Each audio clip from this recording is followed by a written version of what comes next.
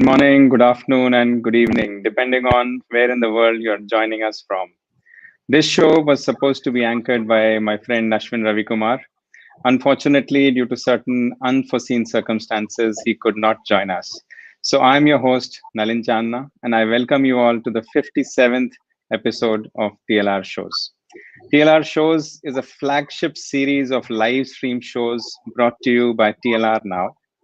TLRNOW is a niche, one-stop learning and development, coaching, training, and mentoring organization catering to corporates, educational institutions, and not-for-profits. TLRNOW, headquartered in Pune, India, has presence across the subcontinent, Middle East, and the United States of America.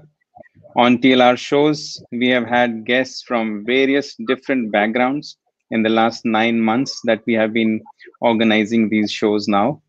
We have had entrepreneurs, coaches, trainers, speakers, relationship experts, people from the art and culture streams, theater, musicians, media houses, business houses, educationists, lawyers, doctors, etc.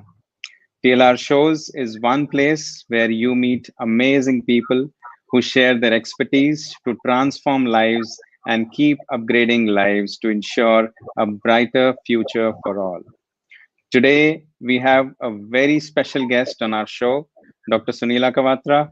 Dr. Sunila, an MBBS degree holder with a diploma in food and nutrition from Bhopal. She is a practicing nutritionist. She is a firm believer that the right balance between appropriate food and lifestyle can solve many of our health problems, including social challenges that we may face. She is also associated with Sahayata, an NGO based in West Bengal, India, which supports the underprivileged through counselling and by providing free meals to infants, children, adolescent girls, pregnant and lactating mothers. That's really awesome. Welcome to the show, Dr. Sunila. Thank you so much, Nalin, for having me here with you all. Thank you. Thank you for coming over. We are extremely delighted to have you here, Dr. Sunila. To get started, I mean, we've got a theme on adolescent nutrition today. So just to get started, we would like to know first, before we get on to our main subject, we would like to know more about you, your student life, your profession, and the journey so far. Well, you've already introduced me and you've very briefly told that I am actually a doctor by profession. So, and after finishing my MBBS, I was working for a couple of years and then marriage, kids, moving to Muscat, Oman. Many things happened where I had to take a break from my career. Now, when it was time for me to come back into the career and start pursuing it again, I wondered, there are two ways to approach an illness or ailment. One is you treat the existing disease, which is what doctors do. The other could be preventive, where you adopt certain measures, bring about certain changes in yourself, such that the disease is either prevented, it doesn't happen at all, or at least the onset is delayed, or its severity is reduced. So basically, making the right food choices and modifying your lifestyle can immensely help in preventing these kind of non-communicable lifestyle-induced diseases. And you may be surprised to know that 2 out of every 3 deaths in the world nowadays is because of these illnesses, such as hypertension or high cholesterol, diabetes, cancer. And even cancer now is related to lifestyle and the way, you live your life, whether it's eating your food, exercise regime, stuff like that. So if there is something that, we can do to modify such things, the longevity is definitely prolonged and you lead a better, healthier life. So that is what brought me towards food and nutrition, wherein I started with a diploma course. And when I delved deeper into the subject, there were so many things I learned, I understood that even as a doctor, we are not taught as part of our MBBS course or maybe on as postgraduate. So right now I'm doing my post-graduation and pursuing my MSc in the same field. And I'm already practicing as a nutritionist and a lifestyle consultant. Awesome. Yeah, that's so surprising to hear that so many deaths happen. I mean, and it is we all know what is right for us, but we really don't do that. So I think that's a really shocking statistic that so many people die because of just nutrition issues, right? Yes, absolutely. I would like to cite an example at this point of time. As children, we all go to school, and over the weekend, we are generally given certain tasks to be completed and brought on the first day of the week, whether it's a Monday or a Sunday, Right, depending on which part of the world you are in. And we all know right. that the homework has to be completed. Yet, it's only a couple of hours before the weekend is ending that the child will sit down to finish it because he or she True, knows that it is going to be corrected by the teacher next day. So it's the same true. work, same psychology that works with us when we are dealing in terms of lifestyle changes or dietary habits. We all know what is right, Mm, what is wrong. Yet, only when we are answerable to someone, when we hire a professional who's going to ask you, "What did you eat today?" and this is what was, guided, and you did not follow it, that we come to the realization that this is not the way that we should be doing it, and we begin to mm, follow in the correct footsteps. So, yeah, right. So it's more of an accountability partner that yes, a nutritionist really is, because yeah, we know what is good for us, but I think that accountability doesn't come in until we go to the nutritionist. that's correct. Awesome, awesome. Yeah. So, Dr. Sunila, being a nutrition expert, how do you see the right diet having an impact on various age groups? Because I understand, I mean, I am a finance professional and probably don't know much about the finer details, but being in various age groups, I think the diet requirements are completely different as we speak about childhood, adulthood, and then as we grow older. So, would you tell us about the impact on various age groups that the diet has? Sure. So basically, human life from beginning till end, from a nutritional point of view, is divided into 7 stages. So to sum it up Right. very briefly, you will have the fetal life where the baby is inside the mother's womb. Then we have the Hmm. infancy, which is the first year of life. Then we have number three, childhood, which can be early, middle, and late. Then we have the adolescence, which is our topic for today. Again, it can be early, Right. middle, and late, followed by adulthood, middle age, and then the geriatric age group, which is the old age. So when Right. it comes to the nutritional requirement, there are many factors that influence what an individual will need. So of course, in the fetal life, it's more of what the mother eats that is going to affect the growing baby. Um, and it's common knowledge that mothers are given iron, calcium, and zinc supplements, folate supplements, and they're advised to have an additional meal. The calorie requirement is higher. So, if the mother's nutrition is sound, obviously the baby will grow well. If there is a gap there, it affects the baby in ways more than one. There could be intrauterine growth retardation, there could be neural tube defects. A baby could be born premature or with a lower IQ. The mother's habits, excessive alcohol consumption, smoking, in addition to what the food she's consuming. So all those have an effect on the baby. When we come to Right. infants, that's the 1 year that's really critical in terms of development, and that's the fastest growth of development is witnessed in this first year of life. As you know, then the baby is born, and then they start moving, they start sitting up, crawling, and then they finally start walking. Along with that, there is speech development. So the importance of nutrition at this stage cannot be overemphasized. Then comes Right. the Right. period when the children will, slowly progress towards the school, kindergarten, primary stages. And again, the nutrition plays an important role because this is when they have the first exposure to the outside world. So they need to have a strong immune system, to the ability to fight illnesses. Should they fall ill, there should be an adequate store so that they can recover from it and the growth is not affected. Then comes the most critical and unfortunately the least researched stage of life, which is adolescence. I guess the reason probably is that people feel that the children are already grown up enough to understand, and they should be the ones who Mm, should be working on their own. So the parents or the caregivers tend to withdraw a little support, and this is also the stage when the children tend to get a bit moody and picky. So the nutrition can really go haywire, and this is also the time when the gender differentiation sets in. So depending on whether the a child is a boy or a girl, the nutrition needs are different, and so on. Then comes the adulthood and middle age when the growth is complete, yet you need adequate nutrition for regeneration. So whatever tissues are being, uh, the tissues or the cells that die, they have to be replaced with fresh cells, and Right. basically the body has to function properly.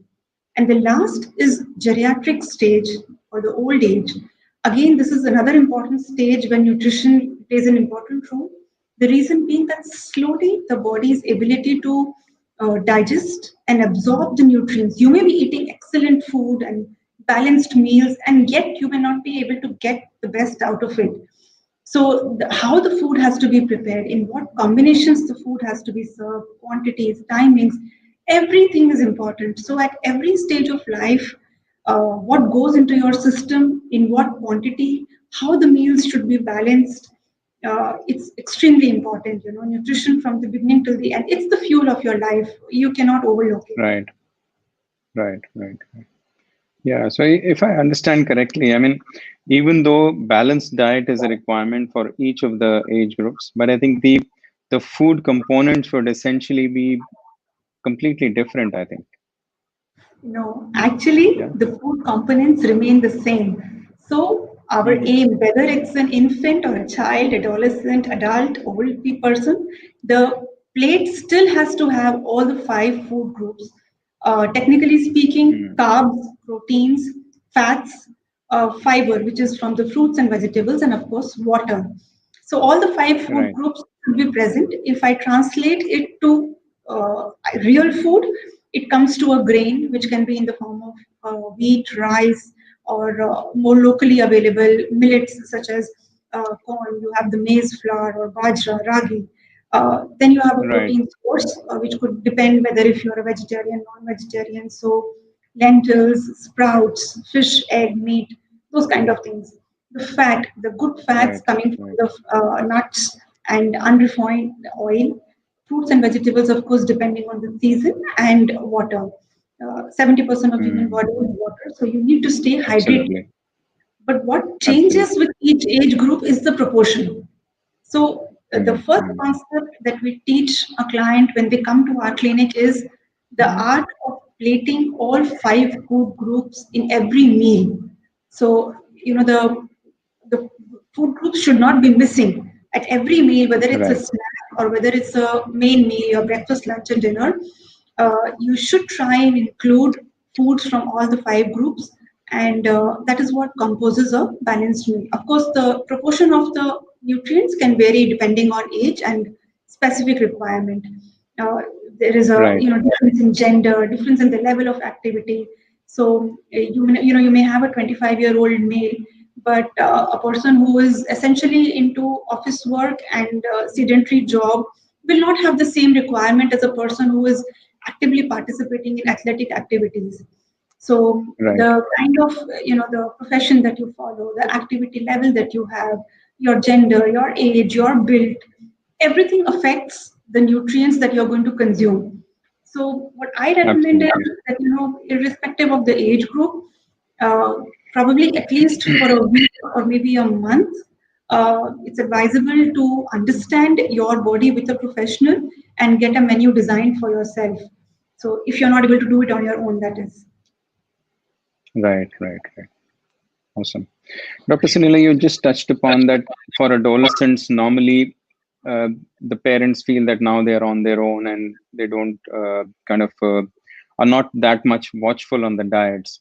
I think it is also because in the childhood we've kind of being so much micromanage them that probably the adolescents also feel that they should get away and do what they want.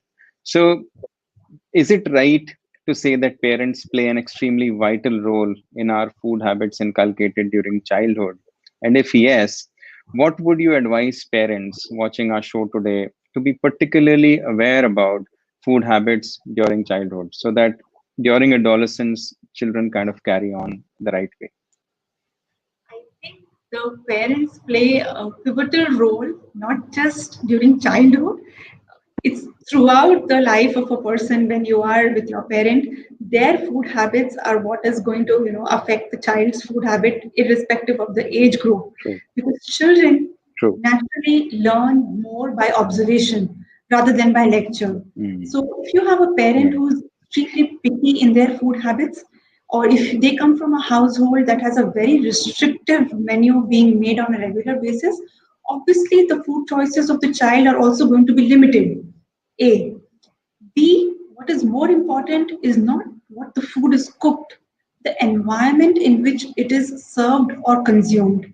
So, if, for example, I would like to say, when the food is served on the table, if there is a member of the family who's always finding faults, uh, today the salt is less, the spice level is too high, and this is what I wanted to eat, and this is not what you have made, or what you have made, if the other person makes it, it turns out better. So, if there is a certain kind of negativity around the food that is created, there is a child sitting next to you who's passively absorbing all of that. The second thing that most people nowadays do is have the dining table in the TV room. So most people, they like to have their meal alongside the favorite show when it is going on. So there is a twofold damage that happens that time. One thing is, you're not putting your mind into your food. You really don't know what you're consuming and how much you're eating, because all of the focus is on the TV as to what the show is Right. showing and what's going on and things like that. And the secondly is, it's proven now, this is not research, it's proven and it has made way into medical books that blue light actually interferes with micronutrient absorption, whether it is calcium, iron, and zinc. And all three micronutrients are so important at every stage of life, whether it's your bone health, whether it's your Right. hemostasis, that's the blood formation, or whether it is your neural health, intellect. So, that's a double fold damage. Now, True. contrast this to a family who sits at the table with a feeling of gratitude. Thank God I have a full meal at my table to fuel myself, to satisfy my hunger, and I'm not amongst those underprivileged ones who don't even have enough food to fill Correct. themselves up. So, again, True. the food automatically assumes a very positive, vibe to it, and the child who's sitting next to you will feel that, even if he or she is not able to express it in so many words, they are subconsciously absorbing that this is something I need to respect and I need to be thankful for, that it is there on the table. Correct. So the food obviously has a multifold effect on the body.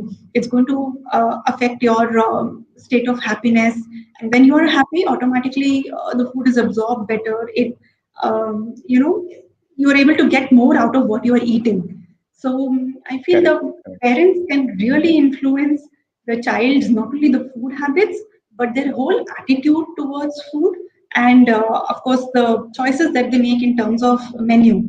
If there is a variety that is being served in the uh, household, and there is a lot of emphasis on grocery shopping, the parents make the child participate in picking fresh produce, seasonal vegetables Right. being included in the menu. All those things have such a Hmm. positive impact on the child. So Correct. Correct. definitely, when children come and parents bring children who have some kind of an issue with the food, it's the parents who need to be counseled more than the kids, I feel. Absolutely. Absolutely. Yeah. And I think you mentioned about the TV. I think it's also about the phones, which have become an integral kind of accessory along on the dining tables as well.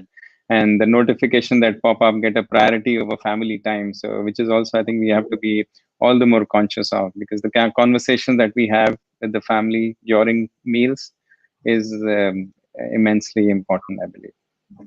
That's so important. What you're saying is absolutely correct. Yeah. Yeah.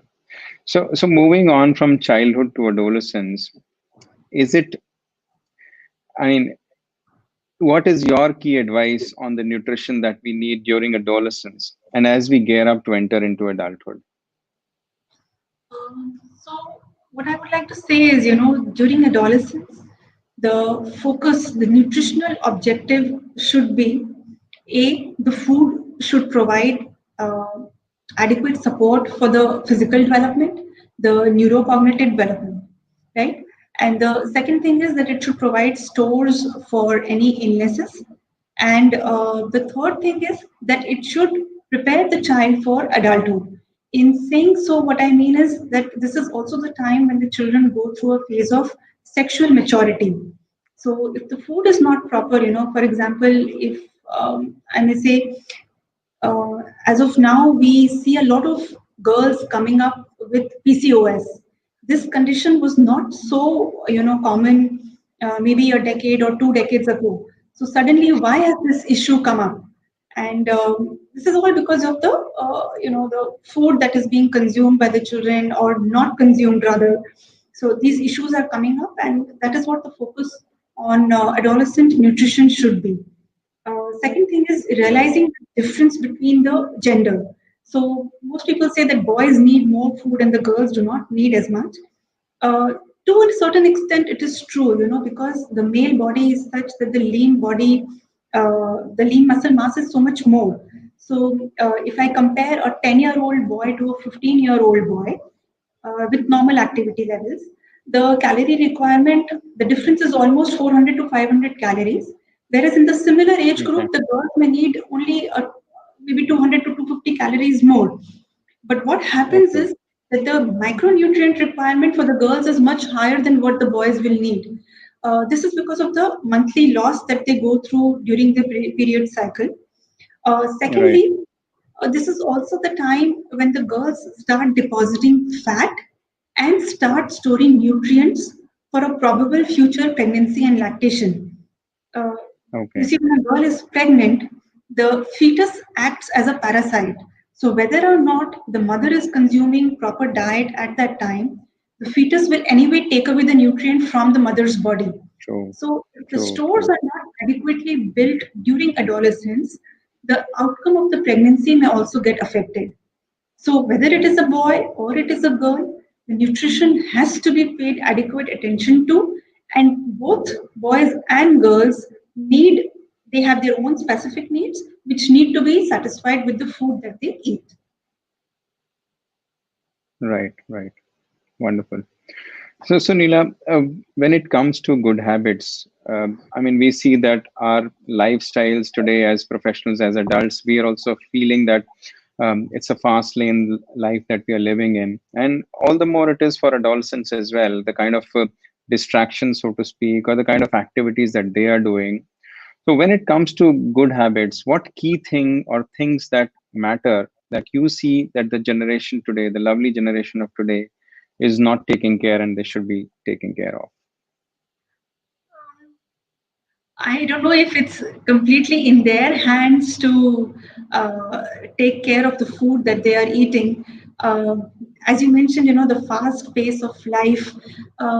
What usually happens during the morning hours in most households, for example, like the children have to go to school, they may wake up late, and there may not be enough time for them to have a proper breakfast. So, packing a proper lunch for the child to have it during the snack hour is again the responsibility of the caregiver, not so much of the child. So even if he or she Yeah. has only Yeah. time to gulp down a glass of milk, that should be fine. But then, what I would like to emphasize is on planning. There is a famous quote in the financial world. So when you fail to plan, you plan to fail. So that Absolutely works true. in terms of nutrition as well.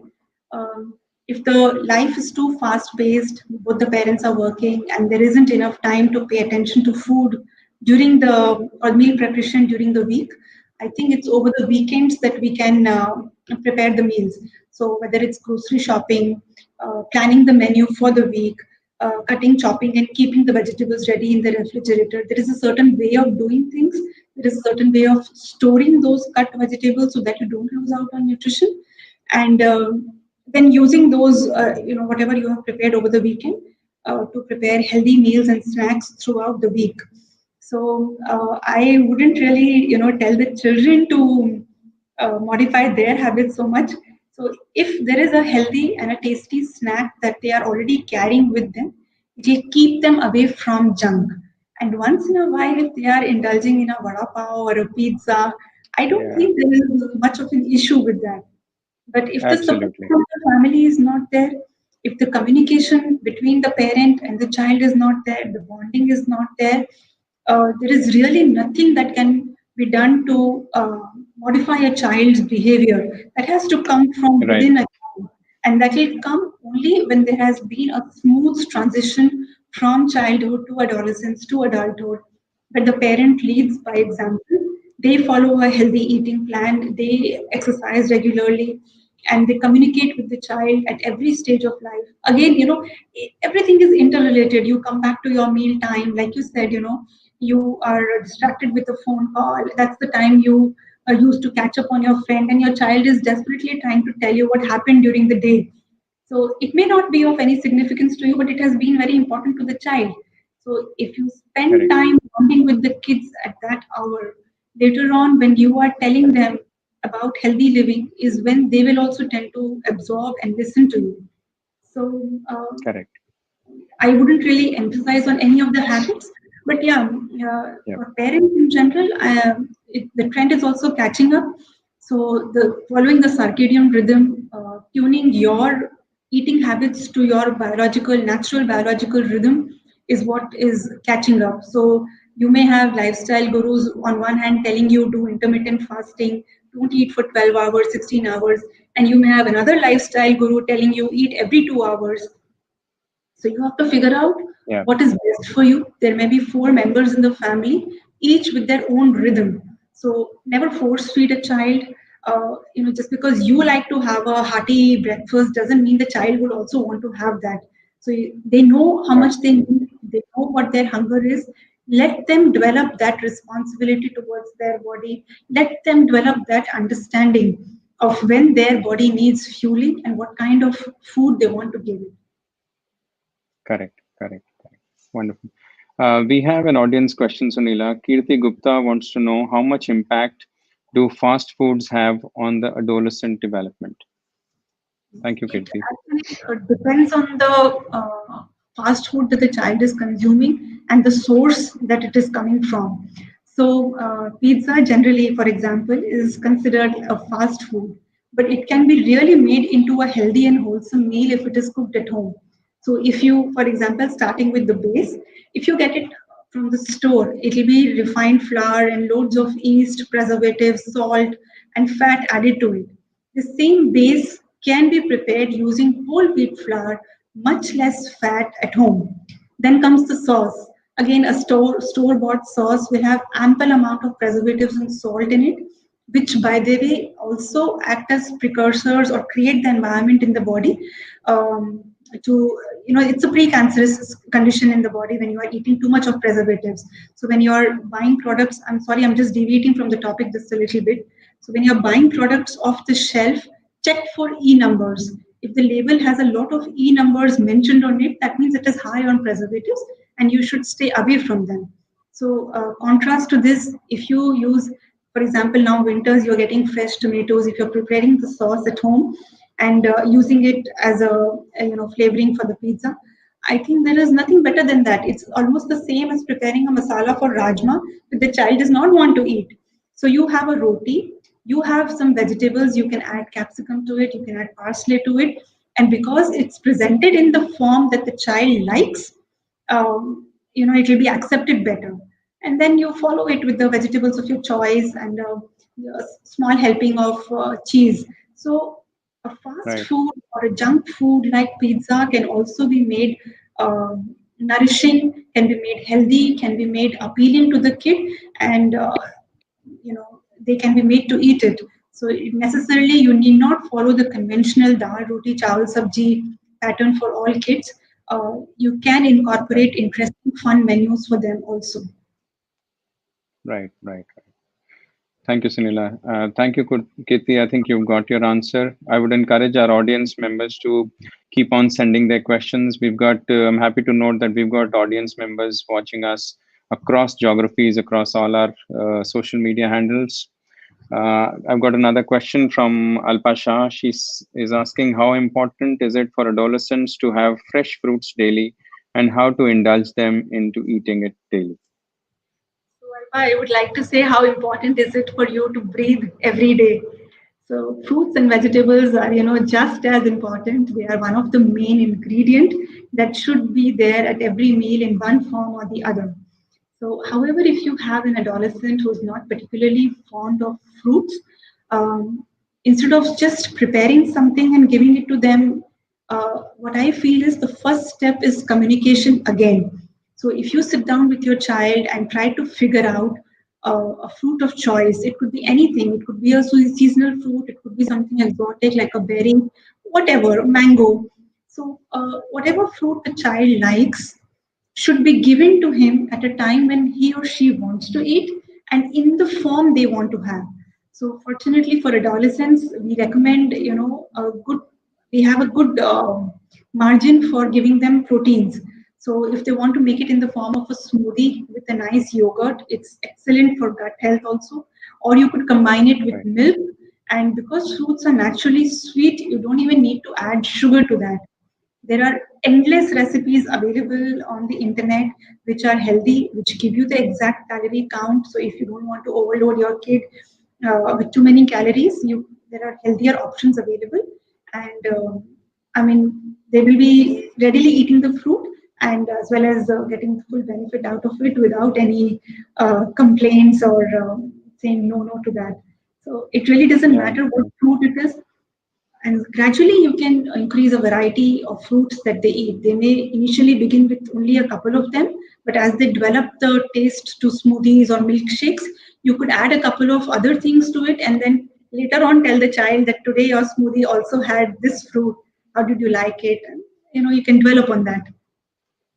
Yeah, I think she's got a follow-up question, which I think it's a very kind of common question that people say that whether cut fruits are better or fresh fruit juices have the impact, because there is a belief that if you squeeze them out, the sugar content increases. So I think it would be good if you can give clarity to our audience on that. I think so long as you have a good pair of dentures, the cut fruit is better. Unless and until you It's can't better, yeah. do them, juicing should be a strict no-no. At this point, I would just like to make a slight correction. The sugar content does not increase. The sugar content of the Okay, fruit remains the same. But since the fiber content reduces, the relative sugar content increases. When you're juicing the fruit, right, unless and until you are using a blender that really extracts everything out of the fiber and puts it into the juice, and you don't need to strain it, because the fiber is removed from the fruit. It's essentially the sugar in the form of juice that you are having. And people who are diabetic or who have insulin resistance, things like that, it could be adversely affecting their health. Rather than giving them the micronutrients they think they are consuming, it can cause an right. insulin spike as well. So Hmm. fresh fruit juices, as far as possible, should be avoided. Cut fruit any day is much better. Right, right. Okay, we have Kirti Gupta. She's happy at the answer she got on the junk food. She says, nice way to turn junk food into nutritionally viable food. So thank you, Sunila, for that. She's got a follow-up questions. What food should be avoided by adolescents? I think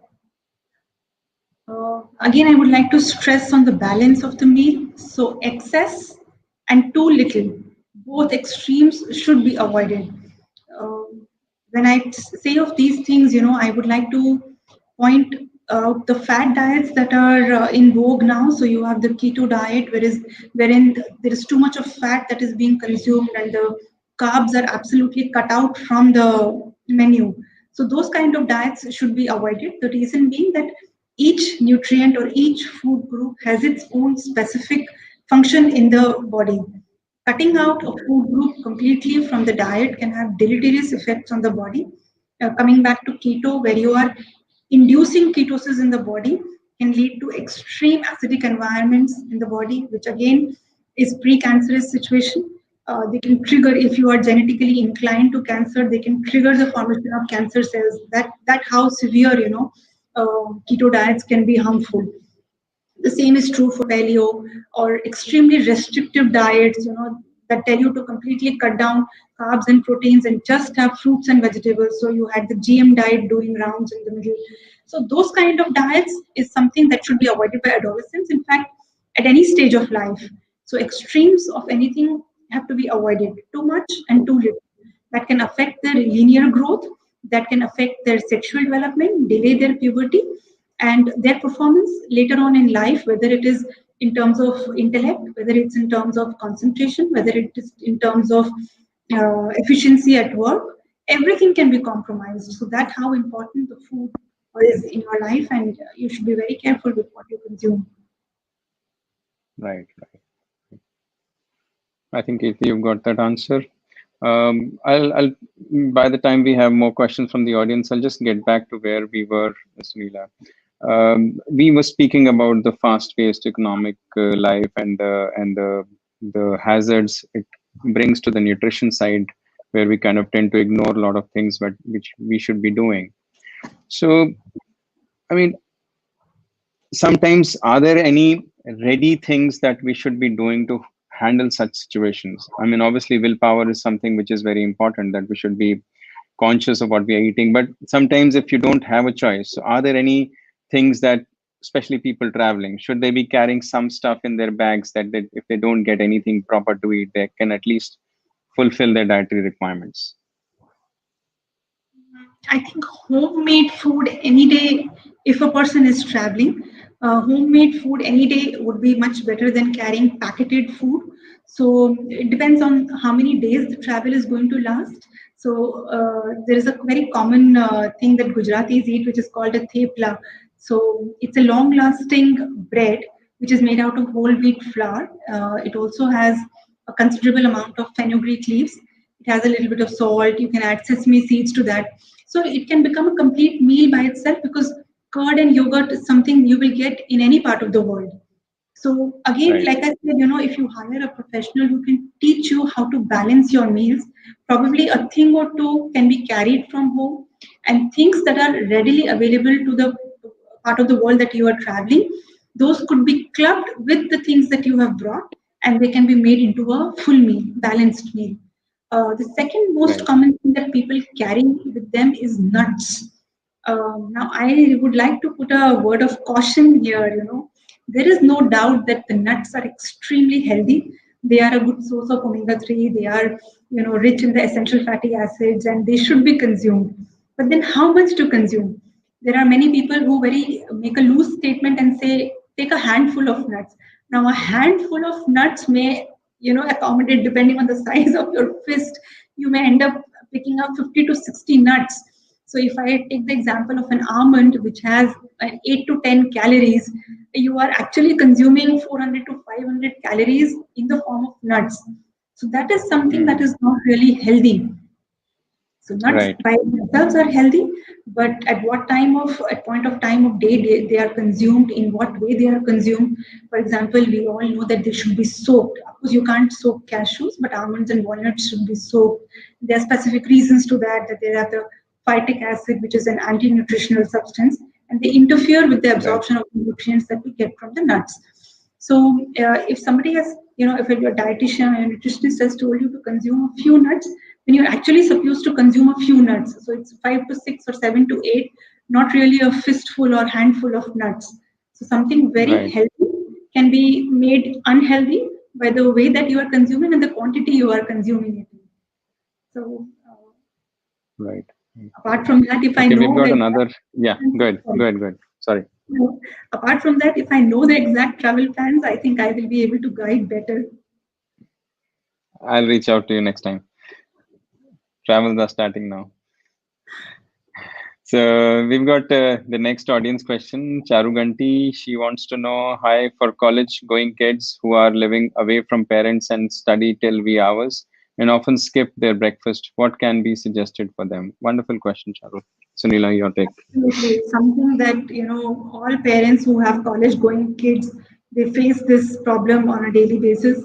So, one thing is that, if the child has this kind of a lifestyle where they are awake until wee hours in the morning, and that doesn't leave them much time to have a healthy breakfast before they go to college, you shouldn't be really fretting out on that, because at the end of the day, what counts is the net nutrients that is entering your body. Like I said, each person, each individual, each gender has their own biological clock.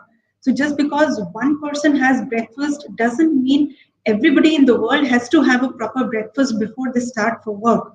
So if there isn't any time, carry a packed snack with you. If there is a canteen or a cafeteria in the college, probably you can send the menu to a professional who can have a look at it and give you some suggestions as to what choices you can make. There should be a variety in the food that you eat so that the child is motivated enough. So supposing they have a break at say 10 or 11, and if it's that time they want to go and have a snack or a main meal, there is absolutely no issue at all. There is no one size fits all kind of a regime anymore. Each person has to have a lot of introspect. You need to look at your own life from a third party perspective, understand what your requirements are, figure out what you are doing wrong, pen it down, communicate, narrow it down, try to write down what changes you would like to incorporate, how they can be incorporated, take help. Right. There's no problem Right. with that. And if it doesn't suit you in the routine that you follow, try to fit in wherever breaks you have. Okay, this is the time schedule I have, and this is the period where I will be having a break. The nearest cafeteria to my college or to my class will be this one. This is the menu that they serve. Again, it comes back to the same thing that you have to learn to plan. If you are serious about your food, if you are serious about your lifestyle, and if you genuinely want to bring about a change in yourself, then you have to work for it. If you're always going to do what you have Absolutely. always done, you're always going to get what you have always gotten. So there has to be an effort. Yes. There is no doubt about it.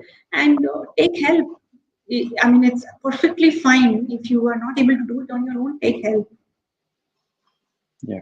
Absolutely. I think, as they say, everything worthwhile is uphill, and going uphill is always difficult. But then, until you go uphill, you'll not find the worthwhile. Yes, absolutely. The view from top there is Okay. the best. Absolutely. So, thank you, Charu, for that question, and thank you, Sunila, for that answer. We've got another question from Sharad, our audience member. How important is non-vegetarian food? See, again, there is a lot of controversy surrounding non-vegetarian food. I really don't want to get into the technicalities of protein quality. But roughly speaking, the general concept was that the vegetarian protein is inferior to non-vegetarian protein. I will put it very simply for you. It's not the quality that is bad, it's just that it is not complete. The vegetarian protein is not as complete as the non vegetarian protein, the 9 essential amino acids that our body needs. They come in the ready form from the non vegetarian sources. However, vegetarian protein, when consumed in the correct food combinations, can be made as wholesome as non vegetarian. So it's a matter of personal choice whether you are vegetarian, non vegetarian, or you consume a mixture of two. Again, understanding the Right. right food combinations is very important. And either you can read up, there are lots of sites that offer genuine, correct information, or you can have an appointment with a professional who can guide you as to how to consume the protein that you are having. The second Right. controversy around non-vegetarian food is that it's heavy on the gut, and the liver has to work twice as hard to detox it. So I wouldn't completely agree with it, and I wouldn't completely disagree with it. So it depends on the meat that you are consuming. So far as eggs and lean meat is concerned, I think it is a very, very healthy form of complete protein that you can take. However, red meat, meat with skin on, those are the things that take longer than other food to be digested, and more effort on behalf of the body to absorb them. So if you can stay clear of red meat and meat with skin, I think it should be fine. Non-vegetarian food should not be an issue. So long as you are able to digest it, it's not causing an issue with you, either constipation or bloating. There is absolutely no problem. Again, it's very individual specific. So you have to figure out if there is an issue with you, is non-vegetarian food the cause of it? Stop it for a while, see if the situation improves. Maybe you are consuming it in the wrong way. Consult a professional who can help you analyze your food habits, suggest a few changes, so on. Right. Right. So I think vegetarian on or non-vegetarian, the intention is to get the right nutrients that are required for your body. That is more important, right? Yes, at this point Absolutely. of time, I would just like to mention when it comes to protein, people who are obsessed with consuming protein. I have had a client who was preparing. She was a pure vegetarian, so and because she knew that proteins are essential and they are also one of the most neglected macronutrients, especially in Asian diets, she was preparing khichdi with a cup full of dal and just about 1 or 2 tablespoons of rice. So effectively, psychologically, she feels that she's having a lot of protein and very little carb, and it's going to be Mm, healthy. mm, It's not the way the body works. The excess protein that you consume is anyway going to be rejected, and it's going to put pressure on the liver for detoxifying and clearing it from the body. So, right. protein in what quantity it has to be consumed and what must accompany it is also equally important. You cannot change the proportion on your own and think that, oh, I'm getting more out of my food. There is a certain way True, to it. true. Yeah.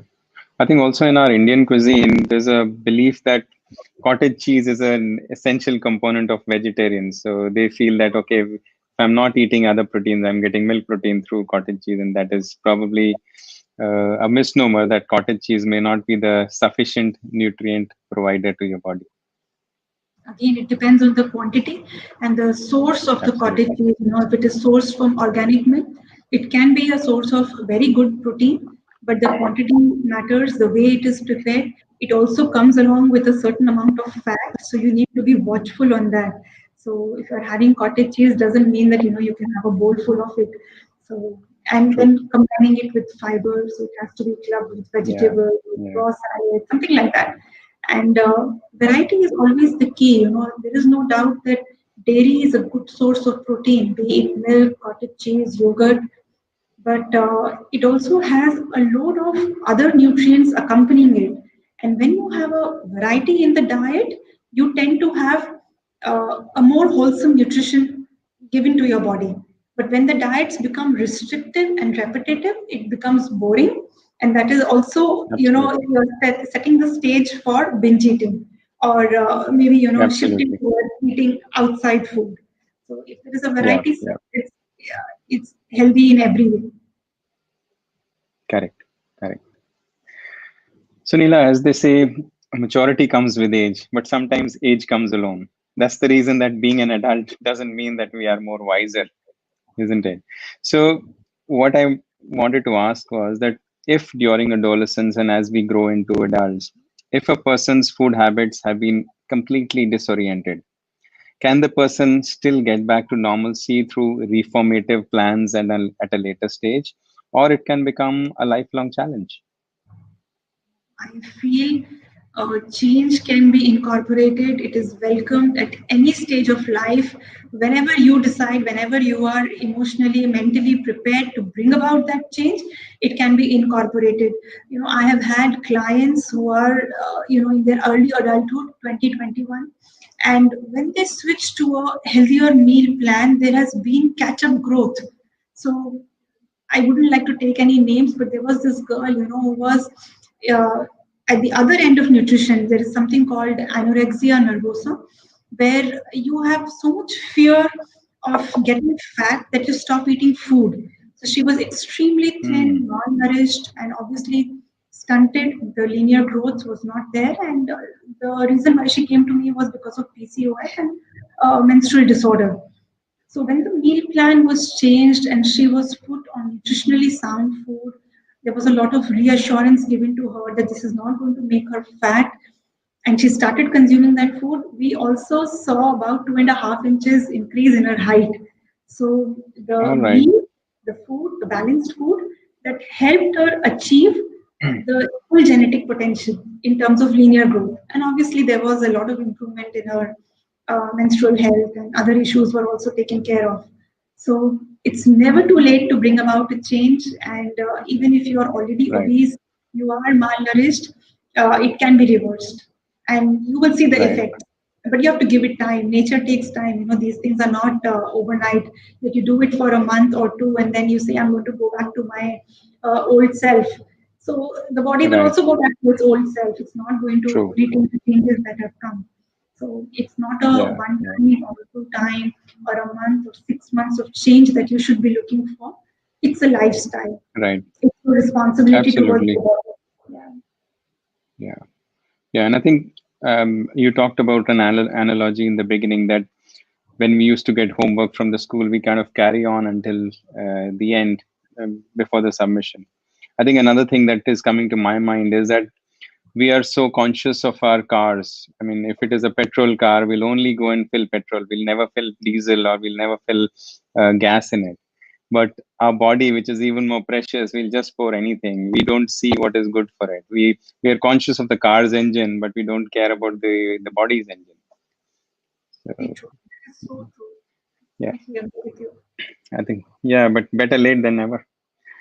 We've got another question from Kirti Gupta. She says, you mentioned something about PCOS. What kind of a diet is recommended for to prevent this condition? Um, in general, see, if I'm talking about prevention, the emphasis will be again on eating balanced food and having the right combination of carbs, proteins, fats, fiber, and water in your diet. However, if there is a person where the condition has already set in, then we need to take a detailed analysis of the diet that they are consuming. Invariably, what we have seen is that the girls who come with PCOD have a carb predominant diet. So what we do is, at this stage when they are still growing, we cannot stop carbs in their diet. So there has to be a reduction in the quantity of carbs that they consume, drastically reduced consumption of sugar in any form. So if it's ice creams or even the bread, most people think that it's um the fizzy drinks, the cold drinks that consume the largest amount of sugar, but it's actually the bread industry that consumes more sugar. So, Right. cutting down on the breads, emphasis on more whole grains. Those are the changes in brief that we try and recommend. But the more detailed changes will depend upon what the child is actually eating at that moment. So also we Very start, true. the nuts and seeds depending on the cycle. So you know that there are sunflower seeds, sesame seeds, uh, so those have to be given as per the menstrual cycle of the child. So when they are in the ovulatory phase, in the post-ovulatory phase, the seeds have also shown to benefit them in this condition.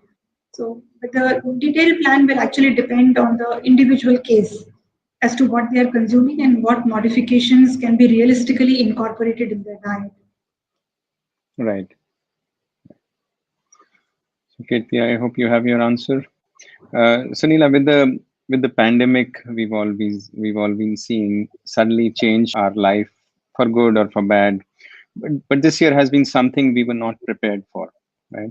Such situations also considerably impact our mental health, raise anxiety levels, brings in fear of the unknown, and sometimes mood swings as well. So, do you see this affects our food habits too? Absolutely. I cannot overemphasize this. I'm so thankful you brought this question up. You know why? During this pandemic, this kind of a situation has affected all of us, and we are, it has just come into the limelight. But when you look at an adolescent, they naturally go through this process of stress. uh, the development process at this age is so complex. They are going through a neurocognitive development. There is a social role transition. Along with that, there is physical development. Then there is a hormonal change going on in the body. You counteract with this peer pressure, and then the social media. All of this has so Right. much impact on a child that they are anyway going through the stress. Coming back to the stress impacting food habits, the human Right. health, very holistic. It is multidimensional, and you cannot isolate one aspect of the human body from another. So, say for example, if I True. am stressed for any reason, I'm not able to meet my friends, I'm not able to perform well at my work, or I'm not fitting into the cool group in my college, the stress affects your appetite. Either you may stop eating, you may start binge eating, you may start indulging in the wrong kind of food, and obviously it again affects the health of the body. So for example, when children try to cut down on carbs or adults try to cut down on carbs, it is directly linked to their emotional health. You naturally become more irritable, and you're not able to express yourselves quite as much. These are proven studies that have been carried out when specific food groups are cut down from the diet. So Right. when these things happen, obviously again there is more stress and the vicious circle is set up. So I cannot overemphasize how the mental state of a person affects the nutritional state of the body and the eating habits as well. So whether it is an adolescent or an adult, it needs to be taken care of, whether it is through communication, through bonding. Specifically in adolescence, you need to, constantly boost their self-esteem, build their self-worth, make them responsible for themselves. It's very convenient for them to pin their pitfalls on someone else, that you didn't tell me this and that is why this has happened. But then you need to True. incorporate in them that you are growing up and you're not that much of a child anymore. So you need to be responsible for yourself, whether it is your food, the company you keep, the social accounts that you follow. Everything, total has an effect on the body and the nutritional choices that we make. Right. Right. Right. Absolutely agree. Dr. Sunila, it has really been an extremely insightful session, and I'm sure our audience has learned a lot of new things on the right diet today. But before we let you go, we would want you to share 3 key valuable takeaways for our audience. Can I just change it to 5? Absolutely. Go ahead. It's all yours. So, according to me, the 5 pillars of good health. One and foremost, because I'm into it, it's not the reason, it's actually the diet, right? Nowadays, they say Sure. abs are made in the kitchen, not in the gym. So, at any given point of time, what your body is, 80% of it depends on the food that you eat. Two is exercise. You cannot forego the importance of this. I mean, what could be holding you back from giving just 1 hour to your body each and every day? You cannot, you cannot eat less and say, okay, I can let go of exercise and I can get away by not exercising. It's very important that you exercise. Number 3 is sleep or adequate rest. That's when your body heals itself. That's where the maximum anabolic activity goes on in your body. Unfortunately, human beings are the only species that compromise on sleep. None of the animals will ever do that. So True. please don't compromise on that. Figure out how much rest your body needs and give it to your body. And Right. fourth thing is hydration, irrespective of the season. You need to keep yourself very, very well hydrated. So many times you may mistake hunger, or you may mistake thirst for hunger. You may be thirsty for water and you may end up eating food. Again, that leads to obesity and weight gain and stuff like that. And the fifth and the most important is stress. As you mentioned about mental health, if there is any situation that is causing stress, try and ride over it, seek help, and try and stay happy as much as you can. Right. Right. Awesome. Awesome. I absolutely loved the session today, and I really hope that our audience got some wonderful insights as well. If you have been thinking of changing your eating habits and failing repeatedly, do remember the only person holding you back is you. No more excuses. It's time to change and take your life to the next level, because you are meant to be healthy. You are meant to stay fit. You are meant to be confident and happy. And I guarantee you, the right diet will go a long way in taking you there. I thank Dr. Sunila for finding out time for us and being a part of today's episode of TLR shows and sharing such important insights. Thank you, audience, for joining us from various geographies across our social media handles. Keep following us across all our social media to stay updated with our upcoming shows and what new is happening at TLR Now. Thank you so much. You all have a great weekend ahead. Take care, stay safe, eat well, and be happy. Thank you again, Dr. Sunila. I will see you on the other side of the show. Thanks so much. Goodbye.